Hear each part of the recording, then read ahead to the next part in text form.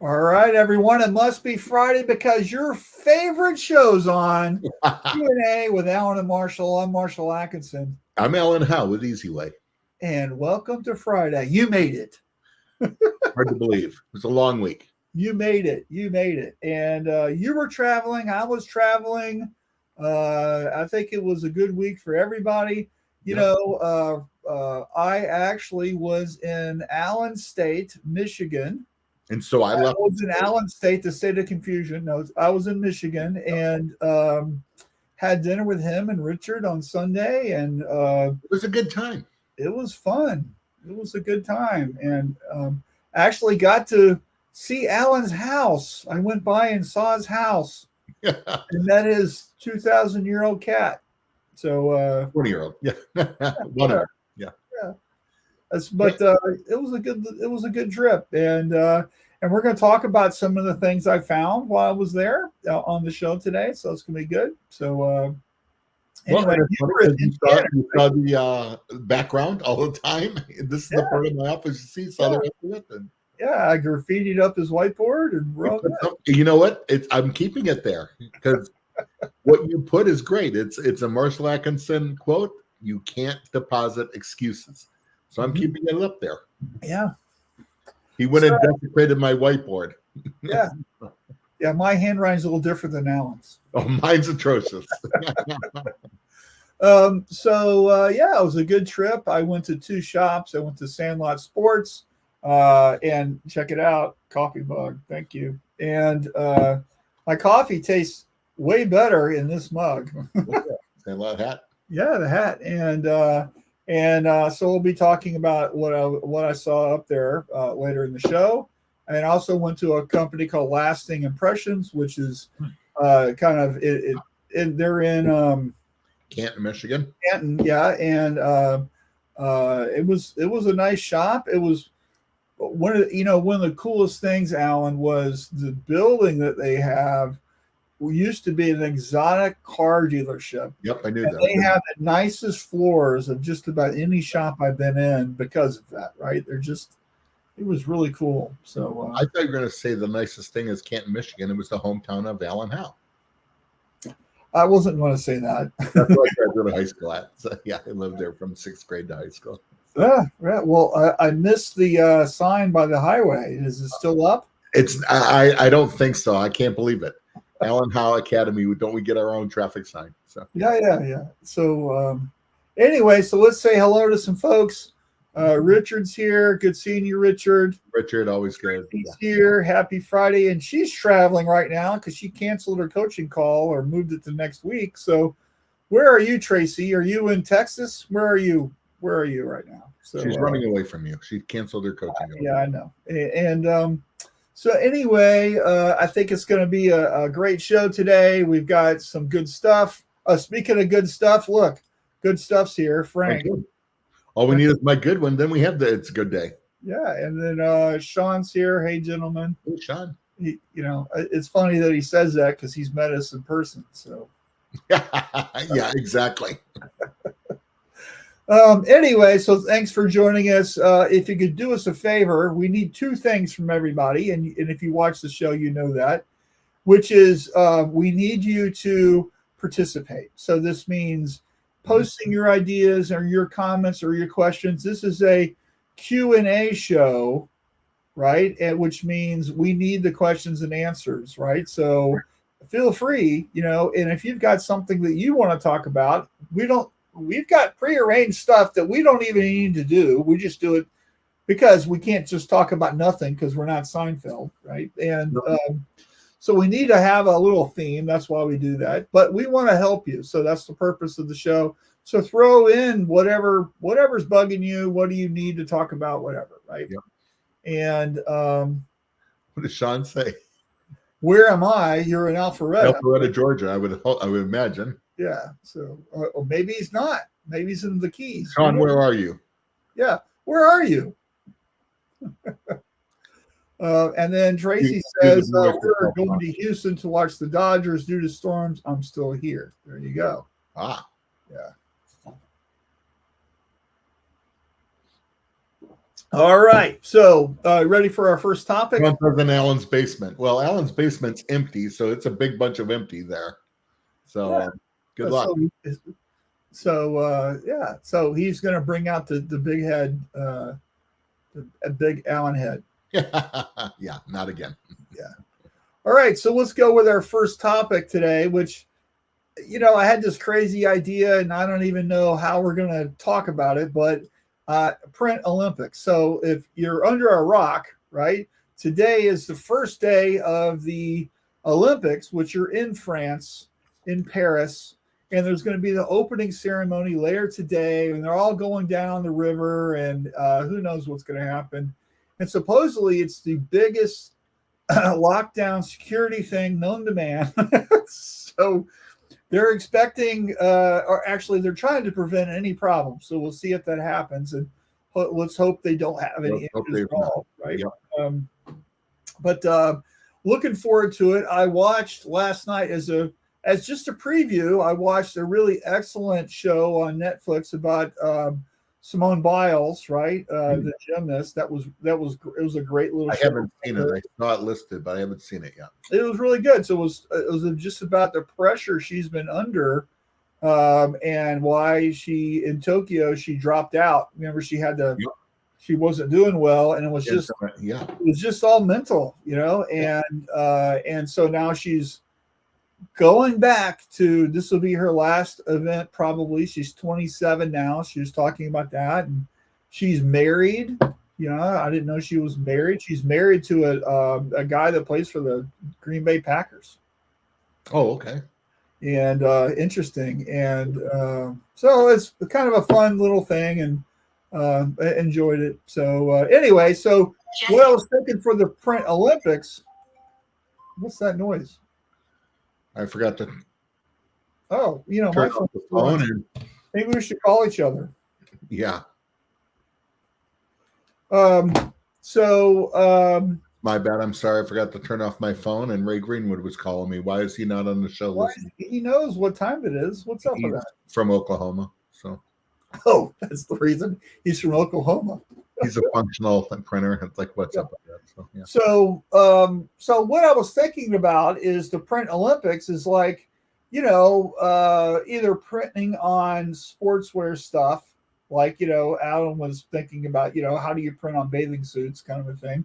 Or we could have the idea about competition, or something about, doing your best, or teamwork, or something like that. Mm-hmm. So it's just really kind of a loose idea. And I really kind of want to throw the meat out to you guys and see, if we were to talk about this, what would make the most sense for you, right? And so, Alan and I can spin this any way we want, but what would be kind of the biggest things for you guys for it to make an impact, right? Right. How should we start it, Marshall? Well, let's just, here's the thing. In the Olympics, it's on multiple days. There's multiple events.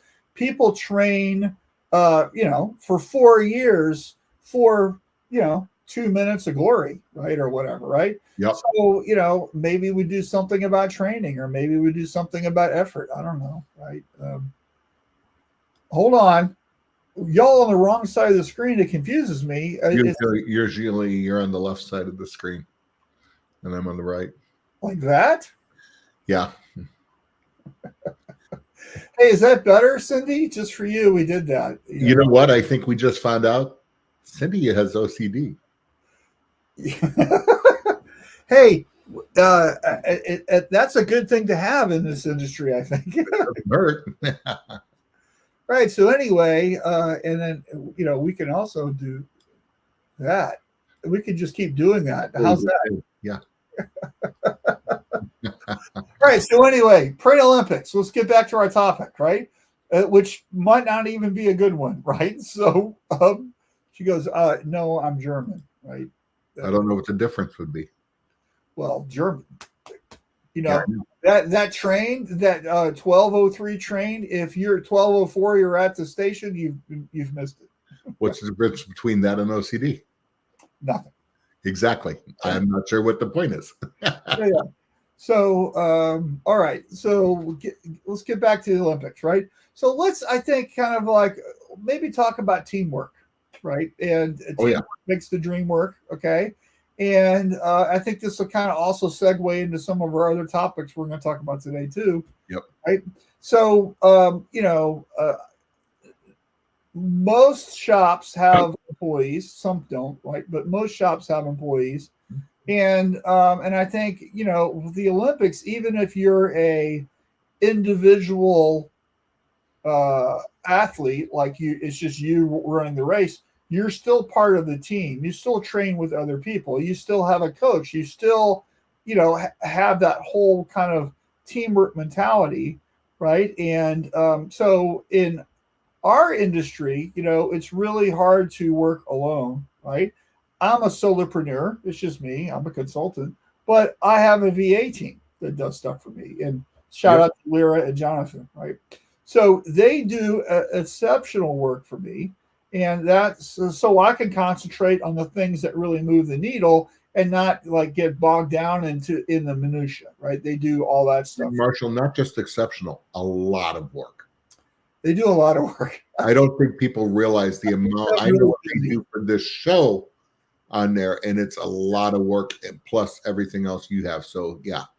Yeah, I keep them really busy, and they're about to get busier. So as soon as Shirt Lab Nashville's over, we're working on Shirt Lab Summit, which is going to be all video stuff.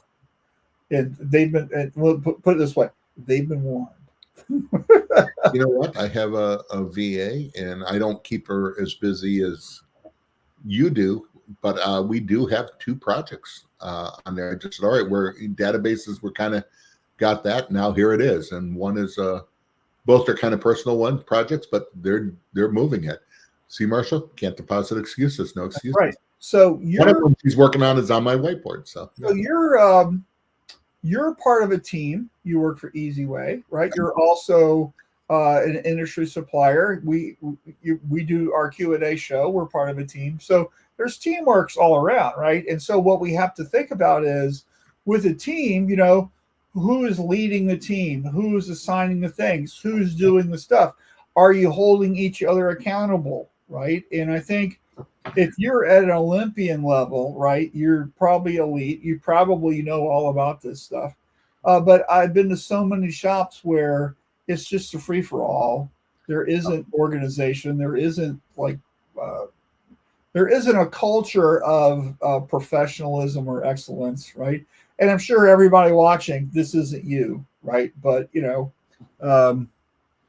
so maybe think about that with your shop, right? It's just how you handle things as a team, So, and then there's all these famous books about teamwork, right? And I know you've got one, the 5 dysfunctions of a team. Like right. We talk about that sometimes, right? Yep. So, how does, in your world, Alan, how does teamwork help you? Well, again, there's Team for Easy Way that I have behind me supporting me, that we support each other as a sales team. We're always bouncing ideas, coming up with a situation where we don't know, and knowing where, I think a lot of it is knowing where each other's strengths and weaknesses are. I have a couple guys, depending on the industry we're looking at, that I can call going, okay, who's better at this? When it becomes to industrial printing, I'm going to go to Frank Ventimiglia and Rick Christian on it. If it's a bigger dealer issue, I'm going to count on my boss and maybe Steve Nelson, who deals with some bigger dealers than I do. So you got to know where the strengths, where the weaknesses are. When it's for Easy Way, we're really, this year they've really focused the team. We have a new girl in marketing, Emily, and I suggested some things, and they're working out for one of my dealers. And I'm realizing that just to say I want something, I'd like this. What I did a couple of days ago was I found some examples that other people are doing. I'm going, this is what I'm talking about. One's a competitor, one's just a product in the industry. For this dealer, for what they do, and that helped tremendously. So I have to remember, while I know what I want, sometimes I don't always know what I want. Does that make sense? Yeah, well, here is the foundation for a really great thing on teamwork is communication. Yeah. Right. And so communicating what's going on and what are the expectations and what do I need or what does success look like? Or, here's an example. Let's kind of brainstorm and talk about it. I think those are all really great things. Mike, by the way, commented, I remember the last time they had Olympics in LA and how smoothly traffic and games were. Right. He was planning for years. And, he says planning, right? So planning is a huge part of our industry, and one of the things that I promote all the time is what I call the scavenger hunt, which is you're getting everything you need for tomorrow's production. You're finding all of that today, which means you're going to get the work orders. You're going to get the inks. You're going to get the shirts. You're going to get the samples. You're going to get everything that you need. And you're going to line that up in the order that you want the jobs to print or embroider or whatever, buy the equipment. And so and this is all done in advance. So when your crews come in the morning or when they start their shift, they have everything they need, which is, to me, if I see my printer in the screen room trying to find the underbay screen, somebody has failed at their job. Yeah. I think part of the team, though, too, is, everybody fails at something.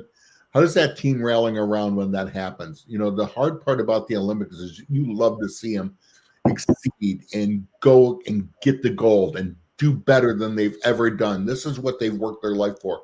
The hard part of the Olympics is when they've worked their life for, and then all of a sudden they F it up. I mean, I see that, I just remember in watching diving and going, these guys are so precision, then all of a sudden it is just screwed up. And your score is a 5 in the Olympics that you've worked and you're gone. Yeah, right. And that is, but I've watched teams come around them going, because it is not just diving's individual, but man, the emotional support, the know that hey, you're still valued as a human, things like that. It's hard to, I wouldn't know what that's like on the Olympic side, but we all have. Your team has bad days. I have horrible days where I'm going, I'm tired of this. When can I retire? Can I work at McDonald's for the next 2 years and be done with it? And, there are times where you're just going, it's rough. Sometimes it's not your team. Sometimes it's just, another team. How many times have Marshall and I talked about this week sucks? I don't know about this. I'm feeling uneasy about this. I'm talking to Richard Greaves. I'm talking to people in your life, and you've got to have your team just, I think, for your mental stability, not just in business, but also outside of that life. And that makes you successful, but you also have to be the same team member to support that person also. Cindy says, focus and all will be a mess. That's what happened to Simone Biles in the Tokyo Olympics. Yep. It was all in her head. It wasn't like she wasn't physically ready. It was just what was the thing. And in the show that I watched, they're talking about, they call it the twisties, where you just you're doing your flipping around thing and you lose your spot. And she was talking about how dangerous that was, because what if instead of landing on your feet, you land on your head, right? Yeah, exactly. So the reason why she dropped out, right? And of course she didn't want to drop out, but the reason why she dropped out is she knew she would not be where she wanted to go. And it's dangerous for her to keep going. So she had, and this is just amazing, right? With all the pressure that she's under to keep going. And then they showed a clip of the Olympics with this young woman. Her name was Darby, I think. I can't remember, but it was 20 or 30 years ago. And she had she sprained her foot. And then everybody said, keep going. And then it made it even worse when she landed, and then she couldn't even walk, right? And so there's two sides of that. We applaud that where she just had the grit to keep going. But what if she permanently damaged herself, right? Because I don't want that to happen to anybody, right? So I think it's kind of an interesting thing, and you just gotta, but you need to have focus and really look at what's going on with things. Yeah. And this is, I think, where if you've got a team, your team will rally behind you, hopefully, and get behind things and help you figure things out. And, and if you don't have that at your workplace, I think it can be a big issue where maybe that's why the shop isn't as good as it could be, because we just don't have that in our culture to help each other, right? And Right. lots of what I call defend the castle, where we're pointing fingers. Yeah. The reason why that didn't go out is the screen room, right? Your customer doesn't care because it's still late. They're not blaming the screen room; they're blaming the whole company, right? Exactly. So anyway, thanks for chiming in, everyone. So appreciate that. I'd love to know from everybody out there, how's your team? How are you doing leading? And who's the team around you? Maybe you don't have to say exactly, but what do you have? I mean, we have those days where you're just going, am I running just on the treadmill of going? Yeah. And even Marshall, I know you and I, it's like, okay, for you, you're back at the desk, you're on coaching calls, you're doing this, you're doing this. I'm like, okay, I'm back on the road again. More hotel stays. Yay. By the way, if you've never traveled for a living, not fun. Seems fun, not fun. Marshall, how was your hotel stay this past trip? Lousy. I had an issue with the bed. Yeah, that's the worst part. I do too. Yeah. I usually have an issue with the bed because it's not my bed, right? And I just can't get comfortable, and I wake up, and and so it's never good. Sometimes though, I don't have that, but I'd say probably 60% of the hotel rooms I'm in, I'm not sleeping as well as I do when I'm home. Right? I'm going to say 70% of them, and it doesn't matter the grade, 5-star, 3-star, whatever. It could be a Holiday Inn, it could be on there. You know why the problem is, and part of it is we've gotten older, but hotels don't change the mattresses. They're longer on changing the mattresses, and more people are staying. Right. And they're brutal. Yeah. Right. So anyway, to me, travel is part of the job, and I accept it, and it just is what it is.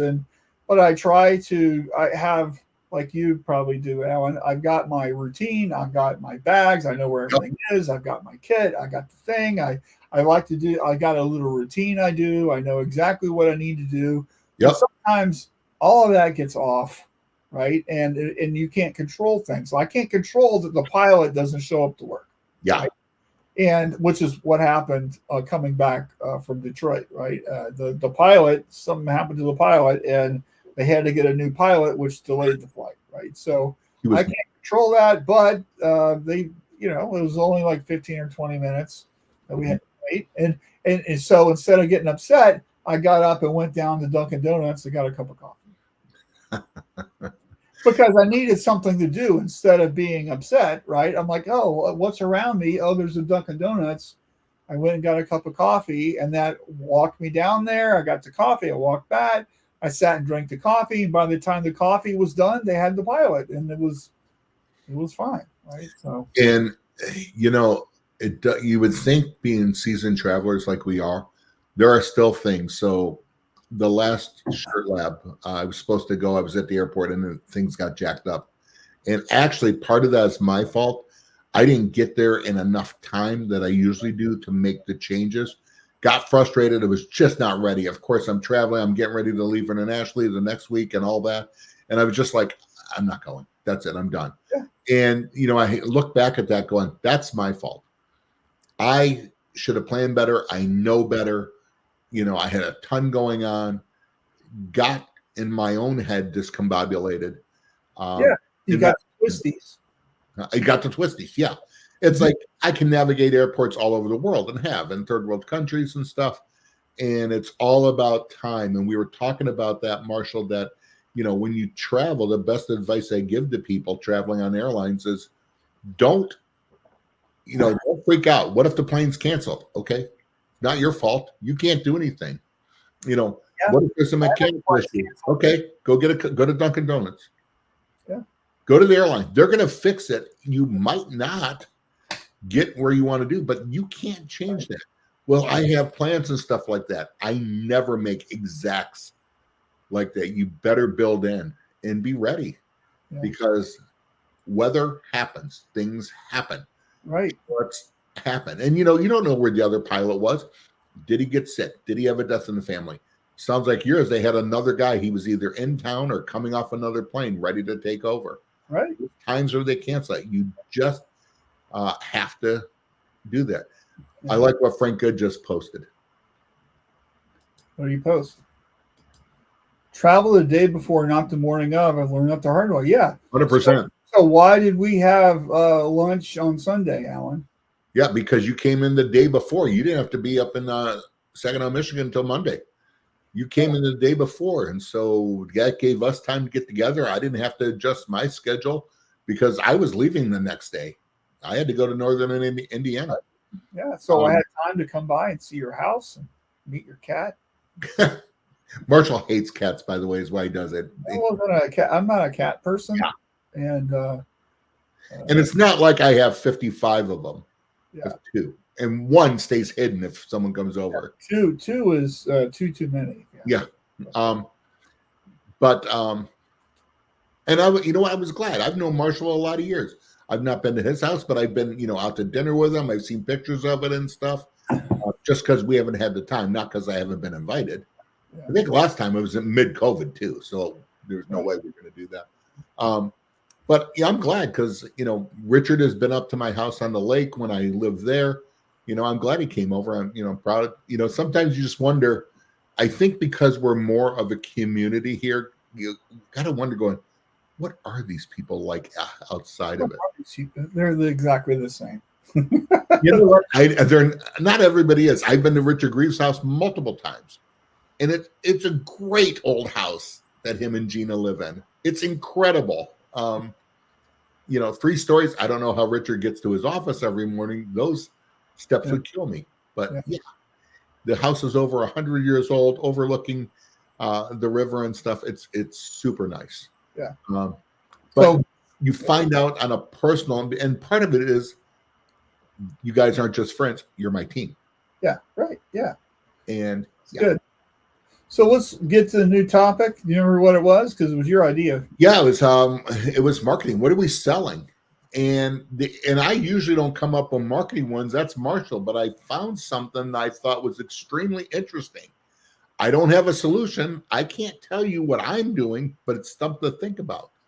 And what emotion are you selling for your business? Mm-hmm. Marshall, examples, Alan, go through. I did. So if you had to think of McDonald's, I want people to listen. What does McDonald's sell? You remember what my answer was? It's not indigestion. So what does McDonald's sell? What does Disney sell? Start giving your answers right now, those of you that are listening. Yeah. So McDonald's, nobody's typing. Nobody. This hurts me. Delay. There's like a 20-second delay. Oh, that's right. 20-second delay. Yeah. So the emotion is everybody has a product or a service, but what is it? Exactly. They sell crap. Very good, Brian. And they do. But what is it? Why are they still one of the most successful brands out there? Fun food, close. You know what, McDonald's, they don't sell hamburgers. They sell happiness. And you think about that when watching all their commercials.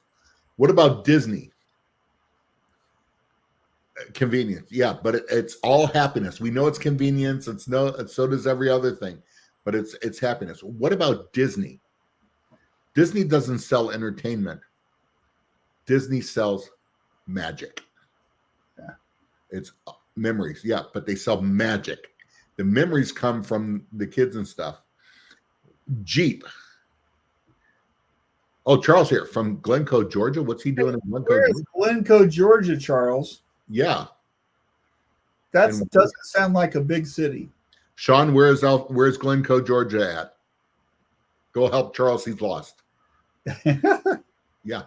Yeah, Sean says McDonald's sells Happy Meals. Yeah, but it's happiness. If you look at all theirs, it's happiness. You're there. You're on there. Jeep. Yeah. Jeep doesn't sell cars; they sell adventure. Right. Where is that? Yeah. Yeah.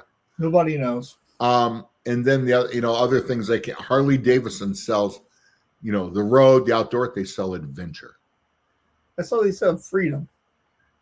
Freedom. I'm sorry. Yeah, I'm bad. Adventure was Jeep. They sell adventure. Yeah. On there. Farmers Harley Insurance also sells belonging, because if you're a Harley, oh yeah, Jeep also sells that too, because both Jeep and Harley, they always say hi to each other, right? Yeah. And Jeep's got the little thing with the ducks, and Harley's got the little, yep, peace sign thing they do, right? So I like Farmers Insurance doesn't sell insurance. And you've seen all the farmers commercials. They sell security for the what if. It's all these obscure things, but right. That could happen. So, all right. So what do we sell, Alan? And what emotion? What emotion are we selling? Oh, wow. I don't know, Marshall. What do you think? We sell trust. We sell memories. We sell professionalism. That's what we do when we do workwear stuff. We sell that. Professionalism and emotion, though. Yeah, it is an emotion, right? So, there's an emotion about being professional, which is about being stable. It's about being the expert. It's about that type of, to me, you can have a professional emotion, right? Because we certainly in our lives have seen unprofessional people, right? So true. Right. And Brian says spirit, comrade, but only in Russia, Brian. Right. Oh, nice. Thank you. Charles is 1 hour north of Jacksonville, next to St. Simon's and Jekyll Islands in Brunswick. Oh, very nice. Right there where the Assateague and all those islands are. Sounds yeah. Like. So there's an island there called Assateague Island where their horses run wild. Oh, almost. I didn't know that, where they have wild horses. I knew they did on the Outer Banks. Island, right? And they've been there since the explorers came. The same herd of horses. Oh, right? Cool. Well, not the same. I mean, it's their ancestors. Yeah, that's what I meant. Horses of the same herd, right? That's so cool. Mm-hmm. So to me, like if you're a contract decorator, even if you're just selling direct, what we sell is trust. What we sell is that we're going to do a good job. We sell creativity, right? So, the emotion here is the opposite of what our customers are feeling sometimes. Our customers are feeling out of control, or they have anxiety, or they have dissatisfaction because their last person jacked up the order. When we start selling that calmness and that sense of trust, and the sense that we're professionals, and the sense that we know what we're doing, right?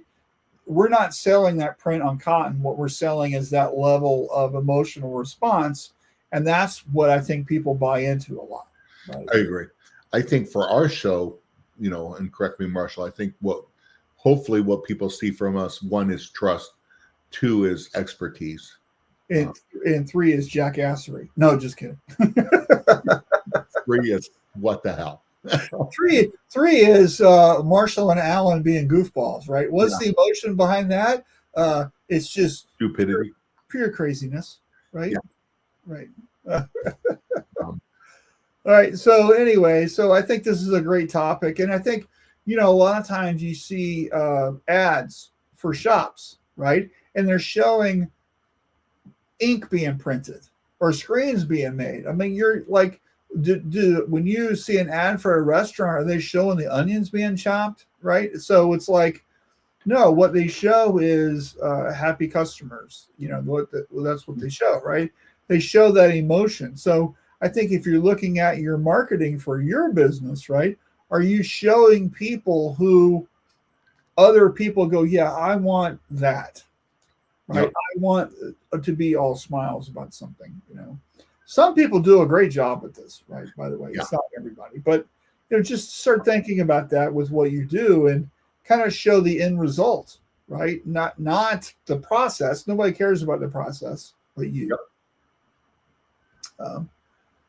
All right. So next topic.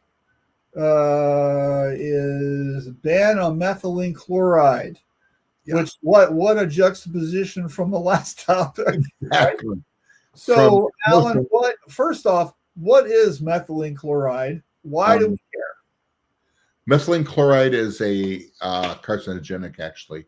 It's a product used in decoration a lot of times dry cleaning, but the most common part of it is if you've had to remove vinyl letters. It's the product in there is in methylene chloride. And there is a ban on it now. It doesn't go into effect till May. I actually had a client ask me about it. I'd heard about the ban, so I had to do some research of when. There's confusion on it, and are there replacements? So there are. So I actually, in our industry, I called, he's been on our show. I called Simon Clifford from Techmar. I could have called Jay Margulies from Albatross. I know him. I know them all. I don't know the guys from American Niagara real well, but Simon said they've all had conversations.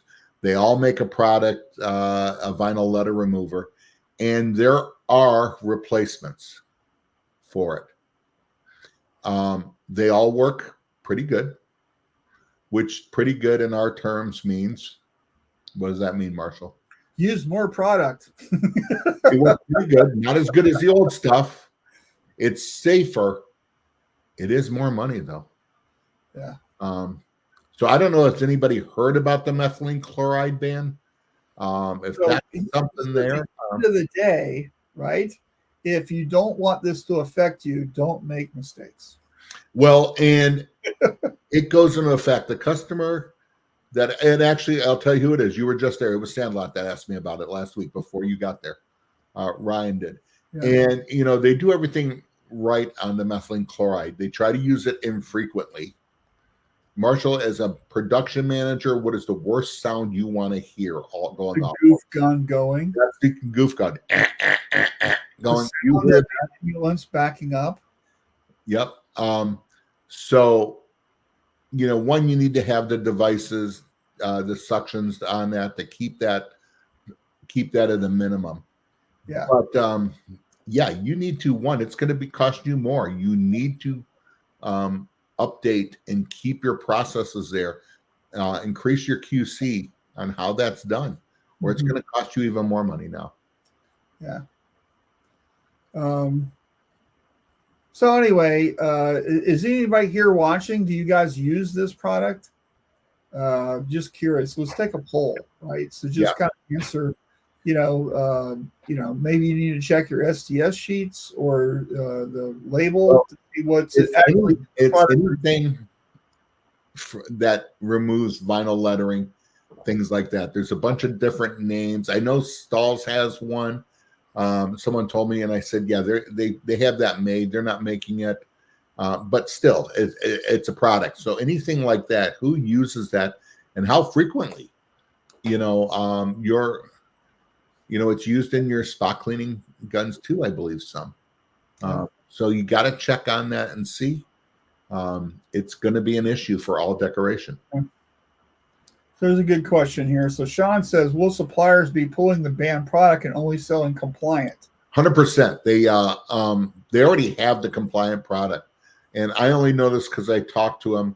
VL3 is the methylene chloride one that Techmar sells. VL5 is the new one. And both are available.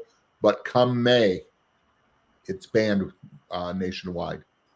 Yeah, and Brian says they were using it, but after he lost his fingerprints from it, we quit. Well, that helps in your job, your nighttime job, your side hustle is a safe cracker and stuff. But yeah. Cindy says, I was just asking Russ if we use that, is it the knockout juice? Yes. Right. Yeah. And Charles says we use it from Albachem occasionally to remove vinyl, not frequently, but we do use it.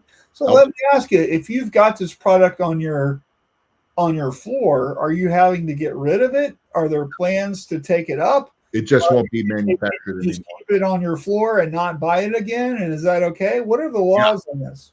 Yeah, from what I understand, anytime something's banned like that, just means it's not like the methylene chloride police come in and we know you have it in here. The dogs are here. They're checking your house and stuff. No, it's just it won't be manufactured anymore. So you can use up what you have, and there just won't be available. 100%. And there'll be a run on it coming up. Yeah. So Dean says, "Happy Friday. Thanks. Can I pull a bit off topic here?" Of course you can, and get opinions from you two seasoned pros and the audience. I Sure, am you not can, taking Dean. bets on Throw it that. out there. Go ahead, Dean. Yep. Well, there's a delay. Right? 20-second delay. Absolutely. So on the methylene chloride, yeah, there will be a run on it. People will get it. People will get it from their suppliers. Their suppliers will get what they can, and eventually start making the changeover. You might want to check the new product and start developing your SOPs on it, and just be ready ahead of time. Yeah, right. And I would say your SOPs are developing how not to use the product. Absolutely. On anything like that, your goal is to not have to use it. Yeah, right. So I'm like that with haze removers. We have one called Easy Solve 400. It's a low VOC haze remover. It's not as caustic as some of the real bad ones. It's a gel. It's a nice product. It's still a haze remover. If you can get away from not using it, then okay. Right. All right. It must be a really long question, Alan. With Dean, he usually is. He's typing. Here you go. Is screen opener still available? Actually, seriously, Sprayway stopped making it. There you go.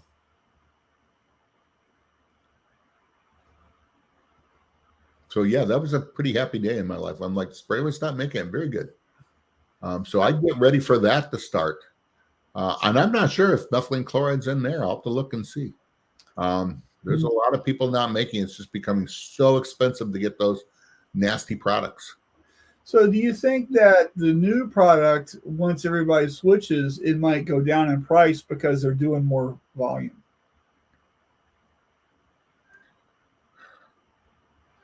I think anytime you go to a more compliant product, what we found and what we make, like we make a family of what do we call California compliant products.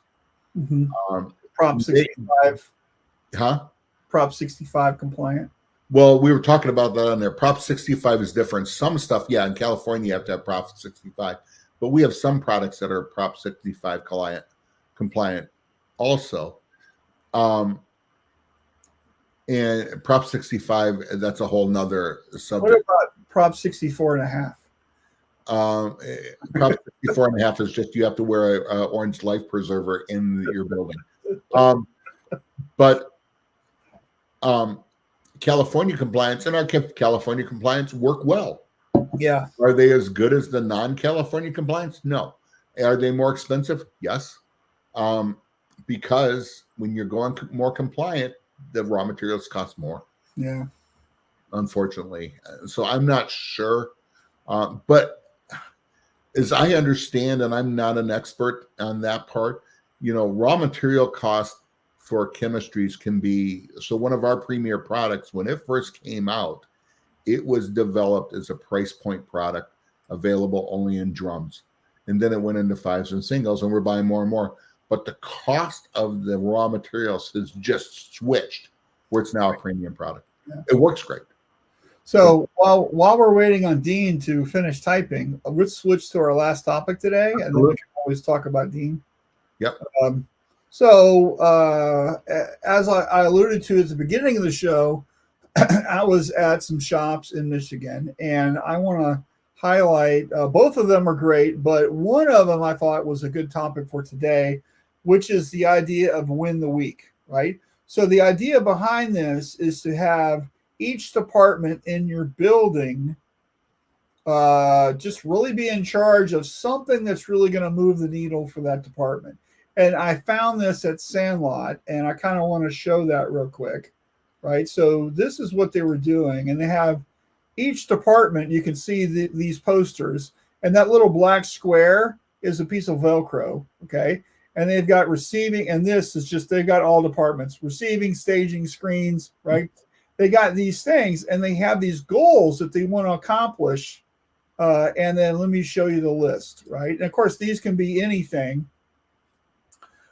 So it's, how do we know we had a great productive week? And each, I'm not going to read all of these, but, so let's just go through some of them, right?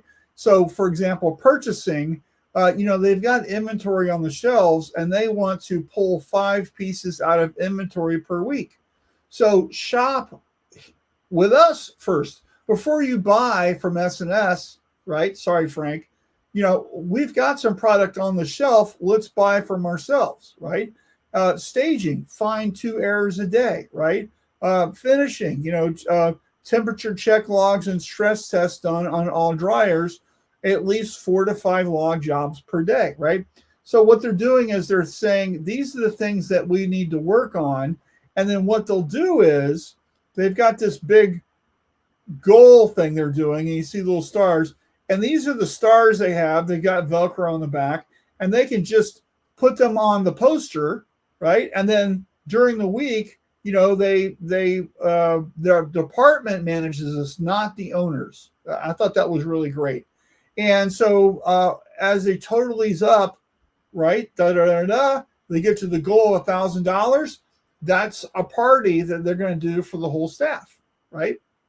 And as you can see, we're at the end of July, and they're already 3/4 of the way through to their goal, right? With 5 months left. I think it's just fantastic. So, this is just something I think maybe you guys could think about maybe doing in your shop. Here are the topics, and it's not anything super amazing, right? It's just one thing for each department we're trying to do. And that's it. It could be anything. It doesn't have to be these, anything, but that department owns the thing. It could be, hey, we're printing all the jobs scheduled. It could be an error rate. It could be, people showing up on time, whatever, right? Your team votes on what these things are, and then they're tracking their own goal. And I just think that's just a really cool thing. And Alan, you've been to Sandlot multiple times. Oh, yeah. Like, and this is a teamwork culture shop. Wouldn't you agree? Yeah, Ryan and Adam have worked very hard over the years to create that team. And it started with them, and their management, when they really started to track their KPIs. They have just keep drilling down,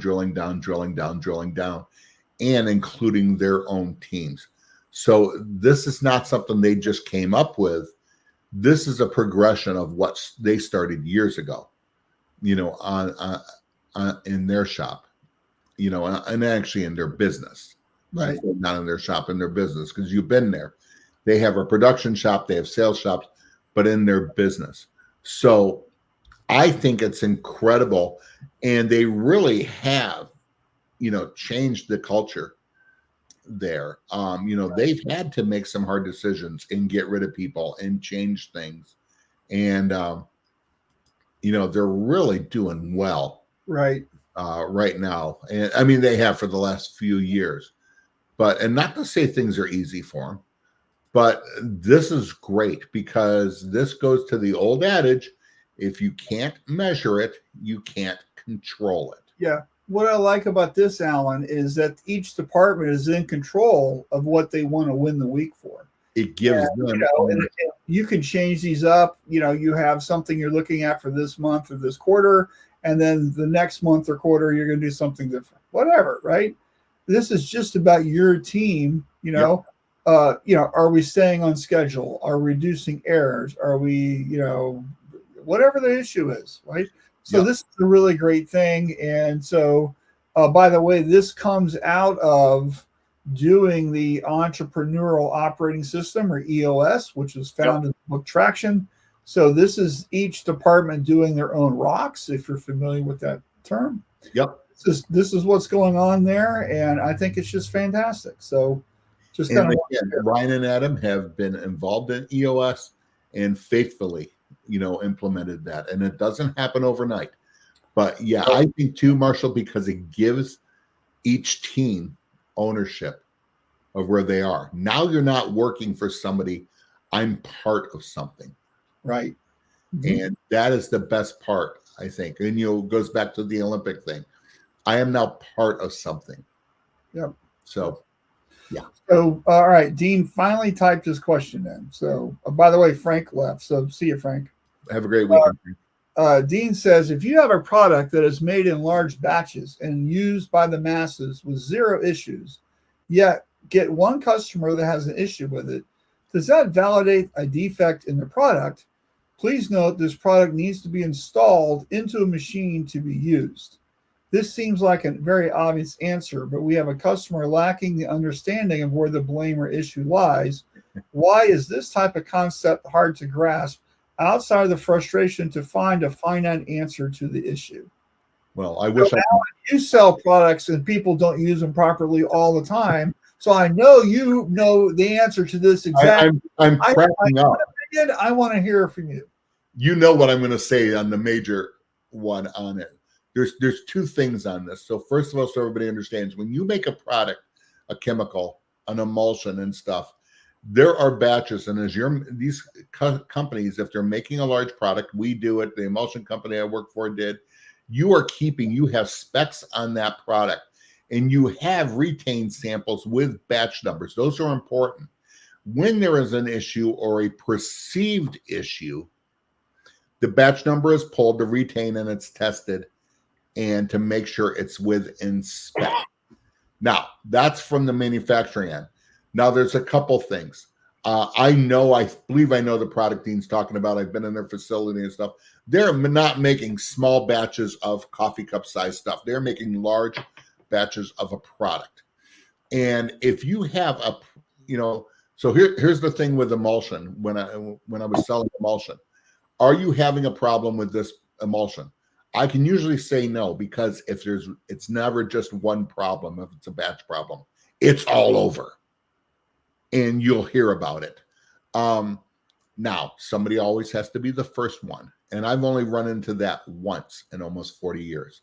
Yeah. So you have to have those processes down. What Dean is talking about, and correct me, is what I like to call, it goes into the folder of, what am I going to say, Marshall? Don't confuse me with facts. My mind is made up. Yeah. When you have a product that needs to be used to specifications in a certain way, a certain process, a certain machine, and Dean, correct me if I'm not saying this is the product. You don't have to say, I don't want you to know, but Dean's company makes pre-treatment. And their pre-treatment, I believe, let's say pre-treatment has to go through a pre-treatment machine. If you're putting it on with a paint roller and can't control how much, and you're having issues, is that the fault of the product or the process? And some people don't understand that. To answer the question is it a problem? Yes, for that client and for you to keep them happy in some ways. If your product is in the specs, then it's good. Remember, he's one of a lot. Yeah. But that is, I don't know if that answers it. There are people that just aren't going to get it. It is maddening. I would get it in emulsion as every time we go from winter to spring, we would get calls. What have you changed in your emulsion? Because what's happening? I'm getting pinholes. Yeah, the environment has changed. Yeah, and of course, behind the scenes, what we want to say is, yes, we've added more pinholes to our emulsion. Now with 15% more holes. Yes. Yeah. No, so Alan, I think you answered that perfectly. Yeah. Here's what I would say, because I've run a large shop with lots of employees, and they all swear up and down that they did it perfectly. Yep. Then I would say, okay, let's just do it over. And then all of a sudden the problem doesn't happen again, right? And so this is mixing a color or cleaning or doing something or whatever. And if we start looking at how we're actually doing it, and here's what I'll tell you is people get really super defensive about their work and the quality of their work. Right. But when you start looking at it, you realize they skipped step 4, or they weren't using it right, or the humidity is weird, or any a number of other reasons, right? And when we start really digging into it, we find that's where the issue is. And I don't know all the variables with whatever this situation was, but I can tell you that if the product was made correctly and other people haven't had the same issue, and then this one shop has the problem, chances are it's them. And it's how they're using it. And they can swear up and down that they're using it properly, but the pre-treatment nozzles haven't been cleaned since they bought the machine. Exactly. Or the humidity is weird, or the off contact to the shirt is wrong, or blah blah blah blah blah. I mean, there's other things that are in play here that we don't have. The thing it isn't related to treatment exactly, but it's relatable. All right. So whatever. And not to interrupt you, but Dean, like I said, it's not that I was using an example because I know that's a product we make. Yeah. So it's just the thing here is that what I found is, the guy swears up and down to the ink was mixed properly, and it turns out that it wasn't, or he used the wrong base or the wrong pigment, or it was supposed to be 16.8 grams and he put 18.6 in because he's dyslexic, whatever, right? So we need to kind of just do it over and figure it out. And what happens though is the people doing the work never want to take responsibility, and they're always trying to point the finger somewhere else because it can't be me because I'm perfect. Well, and what I found is it's usually that person. And here's the thing. If you're talking to somebody as a manufacturer and you think you have a problem with their product, here's the things I don't want to hear. And Dean doesn't want to hear as a manufacturer. I've been doing this 25 years because all that tells me is, okay, you've been doing this long and I've been doing it longer and you still don't want to listen. Is what you just told me right there in that statement. Doesn't matter because you know what? Like what Brian Buffka said right here. Hold on. Facts don't care about your feelings. Do not care how long you've been in the industry. Yeah. Emulsion, chemical, Dean's product does not care about your longevity in this issue, in this industry. Well, it's like I go to shop sometimes and they don't use Trilock, and they go, Trilock doesn't work. I go, oh yeah?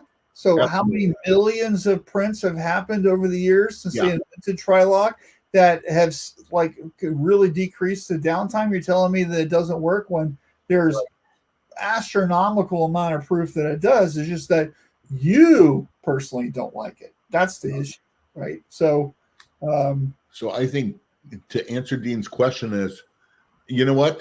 The perception, the problem is it's more of a marketing thing. What do you do with this client now? If your product's in spec, one, is there a product maybe you need to move them to? Do you have that? Is there a market for people like that? Because Dean, you said in the other one, this product needs to be used in a machine, and they're not using it in a machine.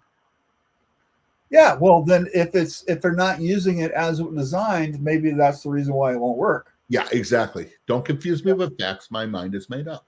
Right. Yeah. So which is difficult because nobody wants to lose a client. Yeah. And especially the worst thing is they order a lot and they're idiots. Makes it even harder. Okay. Hey, Ryan's here, by the way. And Ryan, guess what we were talking about earlier was this. Too late, Ryan. You missed it. You missed the whole thing about how great you guys are. So and Ryan, we were talking about Methyl Chloride. That comes from you too. Yeah, go back and watch the replay and hear what we said. Yeah. So by the way, just so you know, I'm drinking coffee out of the mug you gave me. Yep. Sandlot hat. So it's an all Sandlot day. It's a Sandlot questions, Sandlot things. Right. But I think, Dean, that was a great question. So thank you very much. Science and facts are dumb. It should just work how I want it to. Exactly. Yeah. My white ink doesn't print. I need a new one. Absolutely, you do. Yeah, it's always the white ink, isn't it? It is that. Yeah. Yeah, it's not. It's DTF is a lousy process. You know, are you doing what you've been told to do? Yeah. Yeah, I don't like it, so my customers won't buy it. Okay. You know what? Exactly. You may not like the process. You might not like something, but you know, it doesn't mean the whole thing. You can't throw the baby out with the bathwater. You can.